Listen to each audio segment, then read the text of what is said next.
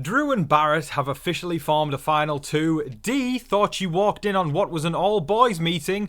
Plus, upon realising that their target is getting bigger and bigger and bigger, Rome and Lyric decided to stage a breakup. How very smart of them. It lasted all of 12 hours, and here we are, singing our way into today's update.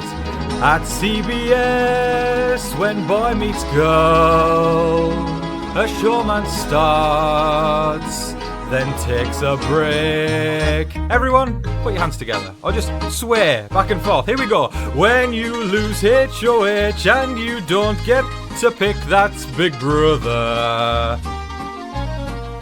When you fall straight in love, start to think with your that's Big Brother. Tongues down throats, hands all over thighs, sitting on the block on week 2 of Big Brother. It's getting big, very, very big, very, very large. I'm still referencing the targets. A showmance is no way to make it deep in the game, that's Big Brother. When you walk in the house and you're joint at the hip with your love. But now Lyric is safe and Rome's the eviction target. Will he survive the block? Just to think with his heart, that's Big Brother. We've got so much to talk about, so welcome to your live feed update. Alright folks, right before we get started, I hope it's okay to ask you to hit the subscribe button. I'm here every single day talking Big Brother, and if you're a big fan of Big Brother, Survivor, The Traitors, and you like talking about it, then you'll probably like these videos. So hit the subscribe button and also hit the like button. Those likes really do help out. But enough of that, let's talk Big Brother. Come on in everyone, and welcome back to TV Talks with Tom. I'm your host, Tom Vasey, and it is currently day 16 inside the Big Brother 28 house.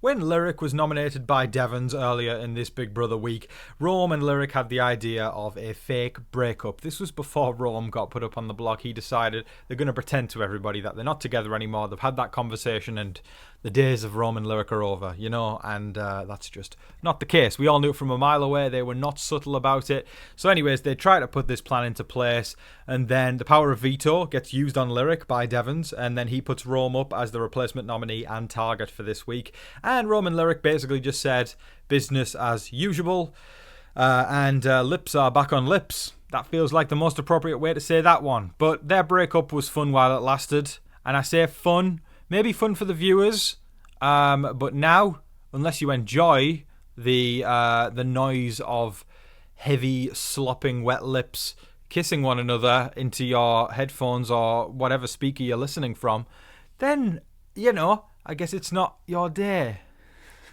Welcome back to reality. Yeah, they're making out again. They're saying, I love you, I love you, I love you. And I think it's going to remain that way all week long because the two seem to be getting split up this week, or at least that is the aim of the house. I'll remind everybody that Rick Devons wants Rome out this week. So the intention is they hope going into the Blockbuster on Thursday night, because remember, there's 3 people playing in the Blockbuster. It's Rome, Jason and Melody, and only one person can win the Blockbuster and take themselves off the block. The 2 remaining on the block will then face the vote from the house guests. And here's how things cut right now. Just as of today, things could change tomorrow because they change like that in the Big Brother house. But here are the votes and where they are going to be swaying as of now. If Jason wins the Blockbuster and Rome and Melody are sat on the block, Rome is likely going home. If Melody wins the Blockbuster and Jason and Rome are sat on the block, Rome is also likely going home. And then if Rome wins the Blockbuster, which would be the most interesting outcome of the night because he is house target, then Jason would be the backup target, meaning that Melody is actually safe no matter what happens. As of now, expect the unexpected. I always feel like I have to say that. But yeah, Rome is the target going into Thursday night. And quite frankly, he's gone from a position where he was the charismatic leader of the other side of the house. But that's how the power works in Big Brother.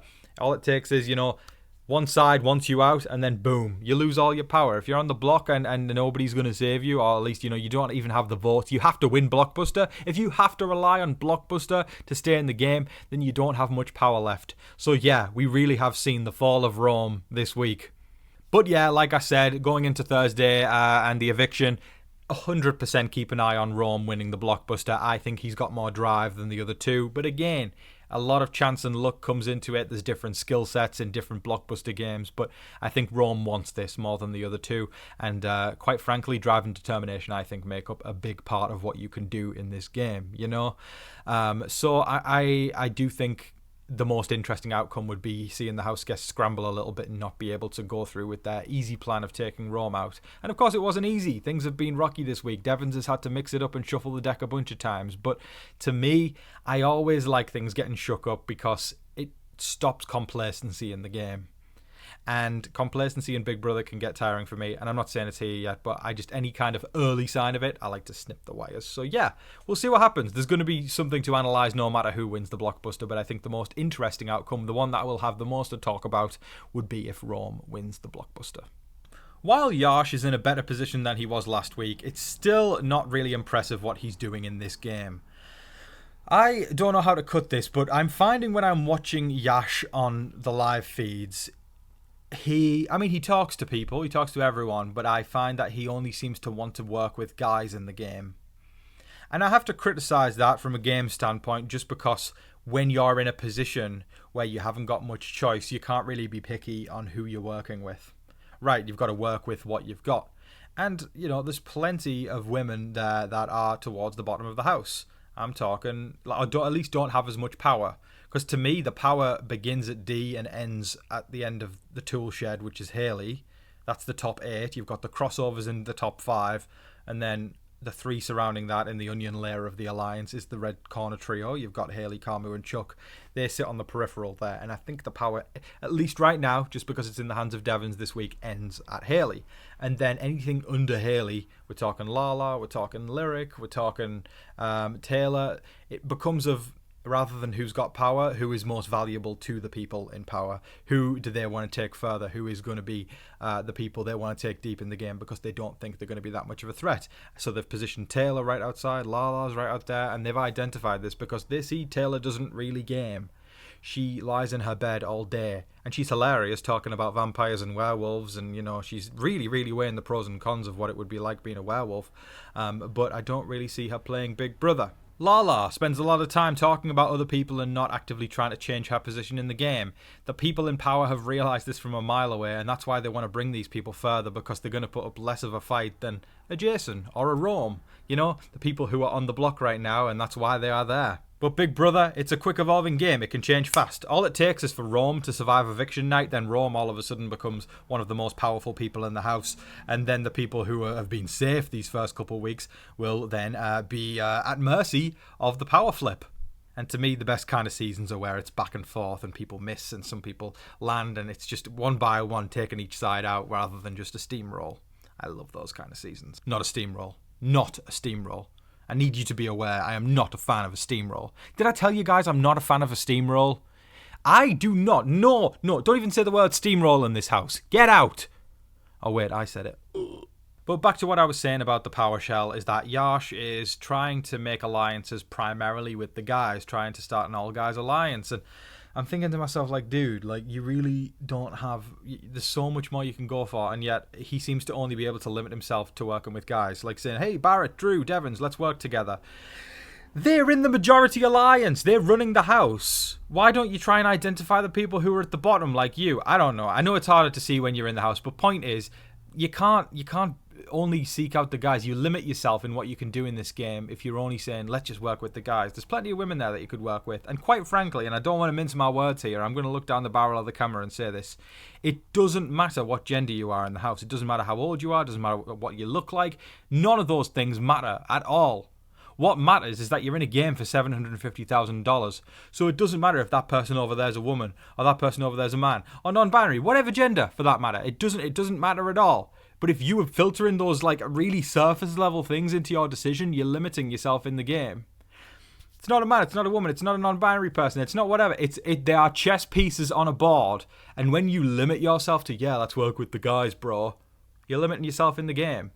Does somebody who's playing chess come onto the board and say, all right, the only pieces I'm going to use are the bishops? No, they don't. And if they try, they're probably going to fail. Hey, I'll just gather a group of pawns. What about the queen? What about the rook? What about the knight? Yes, I used to play chess quite a lot. If y'all can't tell, but yes, Big Brother is a chess game. And it is a social game at its core, but quite frankly, the people who are the most fluid and actually can look past all those things of these boxes that we put ourselves in as humans, then you make a more efficient Big Brother player. Because when you realise that it doesn't come down to what you look like or who you are, everyone's just a chess piece on a board in this game. That is when you can put yourself ahead. Not when you're like, yeah, let's get the guys together. You're limiting yourself, Yash, and that's why he's probably not going to go very far. Now, I don't really know how I'm going to address this segment. It's a little bit of a tough topic to bring up, so here goes. I want to pay my condolences to the people in the Have Not room. They happen to be in there while Rome and Lyric are making out. It's not even. It's only a few. It's been a few hours into the morning, and they're making out, and they're on this spinny table. There's people basically sleeping on the same slab of wood as them, and they're making out and talking about marriage. I want to talk about Barrett and Drew because I feel like they've been in a really, really interesting position for the first 2 weeks of this game because, let's be real. The Crossovers Alliance, let's remind everyone, Angela, Devons, Dee, Barrett and Drew. And, an alliance, if it's designed well, is like an onion. Shrek, onions have layers. Layers, donkey! Onions have layers! Yes, they do. They have layers, just like Shrek said. Great man. Olga, sorry. But the core of that layer, of course, protects Dee the most, then Angela and Devons on the outside, and then Barrett and Drew outside of that. So, they're not chumps. They're not along for the ride, because I think they are both very aware of what they want from this game. They're both gamers. They both really want to win. And what I love is that they are not blindly following them. Yes, they're in with them now. They've realised production's on their side. We're going to get on board with that. What do you expect? When you walk into week 1 of Big Brother and production tells you none of the newbies are winning head of household, you're not even allowed. There's not even a chance of you winning head of household. It automatically goes to the 3 icons. Of course you get on board with the power because that's the best players, the people who go where, the deck is stacked in the favour. And I think Barrett and Drew are aware of that, but they're not letting it run their game. They both realise I really enjoy being around Dee. I enjoy being around Devons. Sometimes I enjoy being around Angela, but we can't really go to the end with them. They actively said, I saw yesterday, they both love Devons, but they said we cannot go to the end with them.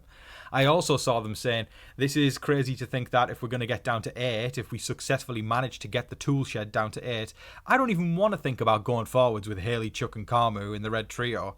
So to me, them saying this in week 2 is telling me that there are so many cracks within the tool shed that it's going to splinter before they get to 8. So, I don't know. Barrett and Drew to me are in the most interesting position in this game because they have power and they've got intel, but they also have options. And the people who have options are the people who can do damage on this game. But it's going to come down to when they want to take that strike. But it's kind of crazy because I know so many people are like, oh, it's a steamroll already, it's a steamroll. I get it. I always get anxious about a steamroll too. But give it time. Patience in this game. It's a long, long game. And to overlook those cracks within the tool shed, I don't know. I think that's a mistake to overlook that and completely think it's a steamroll. Let me put it this way. This might be more palatable. If you're worried about a steamroll, how would you feel if I said, how well can an alliance steamroll if it's got 2 of the most chaotic players of these social games of all time? A steamroll works when everyone's complacent and bland and doesn't blow things up. This alliance has Rick Devons and Angela Murray. Just sit on that one for a second. Barrett and Drew did officially come together to make a final 2 deal though, and they are called the Jugglers. Hey! Perfect name really. They're juggling different sides of the house, especially Drew. Drew is getting intel from all sides, but inside of the crossovers, they're starting to get paranoid. It's funny because I'm seeing a lot of Drew fans going, oh no, Drew's playing the best game in there. And I'm like, again, you can't overlook what comes with him playing hard. So this is what I'm going to say here. In Big Brother, a big amount of force or a big move or doing anything big comes equally with another force, which is a big target, right? You win loads of comps. Comes big target. You are aggressive socially. Comes big target. You're aggressive strategically. Comes big target. You sit in the house like furniture and don't do anything and passively play the whole game and do what the house wants. I don't see a target anywhere, right? It's forces. One force brings another one up. There's always something there, right? So, I do think Drew is playing very well, and I really, really want to see him make it far because he's one of the gamers of this cast, and I love that. But don't overlook the fact that he's telling all the information from one side of the house to the other. So naturally, paranoia is now starting to creep in with Angela thinking, I don't know if I trust Drew. Because if he's given that much information from that side of the house and bringing it to us, you naturally start to think, what if he's doing it about me? And, people might say, oh, but that's on Angela and Dee. No, it's not. Drew can decide how much information he wants to give out of. And he's getting a Wikipedia page of information because people trust him on all sides and they're giving him information. He's getting to feed it back to the Alliance. But here's the thing. Information in this game, in Big Brother, in Survivor, in the Traitors, information is currency, and you have to use that currency well in order to put yourself in a better position in the game. Once you're just giving out free Wikipedia prints to everybody of what's going on in the house, they're naturally going to start to go, okay, we've got the resources that we needed from Drew, we don't need him anymore because I don't trust him. He's putting force on something and another natural force is coming up against it. He needs to slow it down. That's why I believe Barrett is in the better position right now, because he's sitting pretty and he's not showing his cards. And quite frankly, I know a lot of people complain, show your cards, show who you're against. The wise player in Big Brother doesn't show their cards if they're in a good position where they don't need to. Barrett's talked about wanting to potentially win week 3 HOH, which is coming up. But quite frankly, if I was his advisor in that house right now, if I was his personal Big Brother advisor, I'd tell him, keep your head down, mate. You don't need to win HOH this week. You're in a great position. Nobody's really coming for you. There are bigger targets around you to shield you. And even in your duo with Drew's making himself look like the threatening one because he's bouncing around like a pinball, whereas Barrett is sitting pretty. He doesn't need to show his cards yet. He will eventually. But as of right now, sometimes you just don't need to show your cards. And it can make you further in the game without making more enemies. So yeah, sit on it, Barrett. Let's see how far he can make it. So Rome is on the campaign trail trying to save himself in the game, and one point yesterday I don't know why there seems to be such a split of like putting the guys and girls together this season, but I'm not going to come down on Rome as much as I did Yash, because I feel like Rome, while he is actively campaigning to the women as a group and the men as a group, it's not like he's limiting himself in the same way Yash is, where it's just like he is in a position where he has absolutely little to no power, yet he's only entertaining the idea really. He hasn't outwardly said it. I don't want anyone coming on and saying, Yash is saying, I'm only working with the guys, because he hasn't. But actions obviously speak volumes. I haven't seen him really be forward or even try to make an alliance with any of the girls. And I find that very odd. Very much limiting himself in the game. And so Rome's pitching anyway to the guys. So he brings in Yash, Carmu, Chuck, Barrett, and Drew into the gym. And he's doing his pitch, he's acknowledging he knows he's the target. Please, can I try and get your votes? I'll act as a shield for you guys if I stay.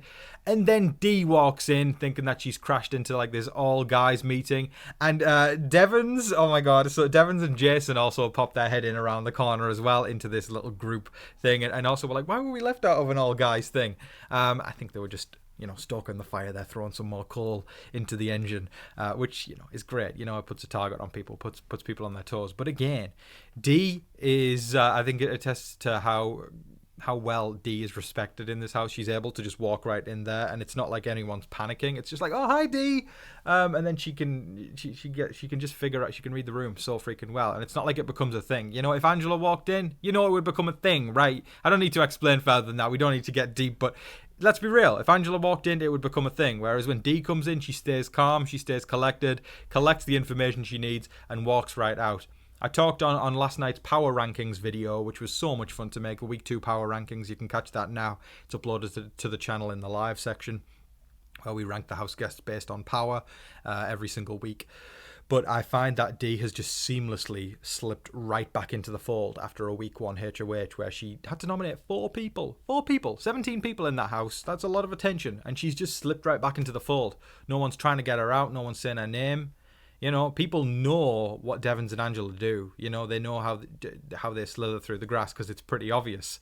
But Dee, it's like they're just letting her slither through. And they know she's won Survivor. Hi, Dee. My name's Dee. I've won Survivor. I've also been on the challenge. I was on a Legends season of Survivor as well. Did pretty well on all 3 of those. And then everyone went, okay, nice to meet you, Dee. Here's your throne. It's either that or Dee is just so freaking good at this game. She's the whole package. She just seamlessly wraps everybody around her finger. Since the season has started, I've also been keeping an eye on odds, seeing what people are betting on as well, and Dee has consistently been at the top every single time. Not easy to do that. Not easy to do that at all. And I think it just goes to show. I think after this season, especially if Dee and Devons make a great run, I think they could go down as two reality legends. They kind of already are. But see, this Hall of Fame back here, folks, that I've implemented this year, I kind of had the fun idea of maybe we throw it to a vote every single year where you guys get to vote in an iconic reality person or moment to put on the wall, and we'll do a little ceremony and put it up there. I think before the year's up, I feel like Dee and Devons might be on a spot up there.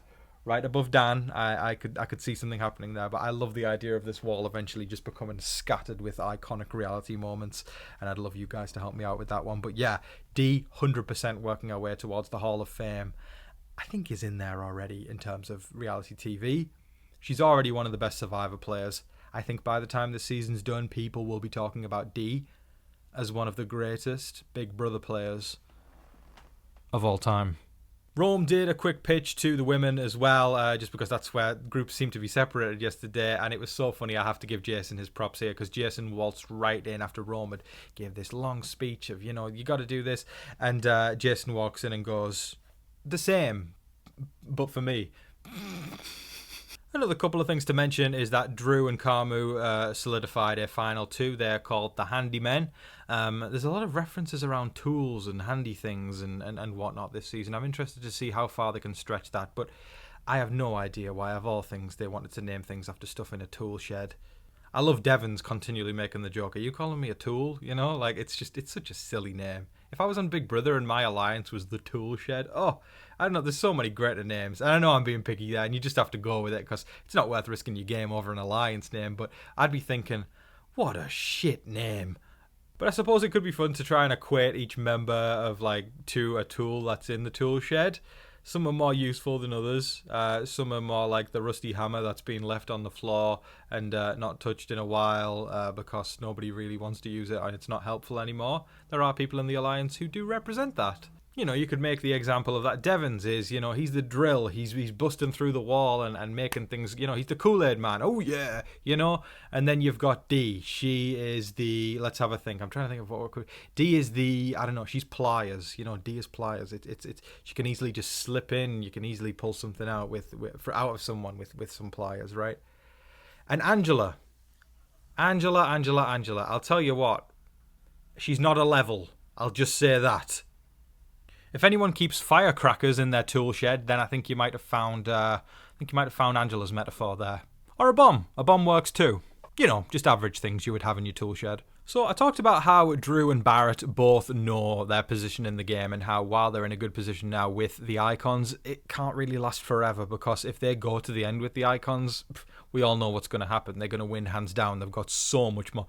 They've got a reputation, right? They have a resume before they even enter the house, right? It's like, let's think Survivor. Say if Sandra somehow managed to get to Final Tribal Council for a third time, and Sandra, there she is. There's the queen right up there. 2-time Survivor winner alongside 2-time Survivor winner Tony. They're the only people to win twice. And it's one of those things where if Tony or Sandra were able to somehow get to the final three again, even if they didn't do much in the game, you would just have to give them the win, just based on how big their target is, right? So even if you don't have something tangible to say, this is a big move I made in this game, the fact that everybody else let them get to the end and didn't stop them, the fact that you had, at the end of this, there'll be 15 chances. You have 15 chances to get Dee out, to get Angela out, to get Devons out. You have 15 chances to do that. And if you've got 15 chances and you somehow manage to let 1 or 2 or 3 of them get that far, that's on you at that point, right? So you have to give them the win, right? And also they've just got such a big target that it almost becomes impressive how they make it. It's like Rachel last year, right? The deeper she was making it, and she wasn't playing as aggressively last time. It was a different Rachel, and I will argue it was her best game. She wasn't as in people's faces as much. She was working on the social bonds, getting deeper and deeper, and it was unbelievable. She just hadn't touched the block the entire time, and then the white locust twist came in. I'm gonna need a moment. I'm sorry. Okay, I'm back. Yes, the white locust twist. it happened, and she got taken out the house via elimination. She didn't even touch the block that season. Rachel was playing absolutely brilliantly, and it was looking like if she was going to get to that end somehow without touching the block, how can you not give her the win? It's like that. So Devons is aware of that, and he said to Drew last night, I see the temptation of swinging over there. I understand it. Devons isn't blind to it. He knows that Drew and Barrett have options, right? So he's trying to maintain that. And he says, I hope that's not the way you go, though. And then Drew says, joining them? And Barrett says, we have a solid 8. They have a fractured 4, at least. I am so glad they're working it. You have to keep reassuring the vets. You have to keep reassuring them. Barrett and Drew, again, the most interesting position in this house. Keep stroking the vets' egos. Make them feel safe. Use them while you can. And then when it's time to pull the rug out, that's when the action starts. You've been able to keep them close to you, and therefore you've been able to navigate the game better. And when you don't need them anymore, if they still feel close to you, it's easier to pull the wool over and do the big old blindside if they feel safe with you and they don't see it coming. With everything coming down to the blockbuster with Rome on Thursday night, the stakes for Rome and Lyric are at an all-time high. Plus, with cracks starting to show in the crossovers and Drew's stability in the game looking shaky, but also him looking for other options alongside Barrett, this is turning into a very, very interesting and quickly shifting game. It's going to get really crazy, folks, and I can't wait to be along for the ride. Please don't forget to like, share, comment, subscribe, hype, do all of that wonderful stuff. But that is all of your live feed updates for today, folks. I thoroughly hope you all enjoyed it. But until your next one, I've been your host, Tom Vasey, and I hope you take care of yourself. Good night.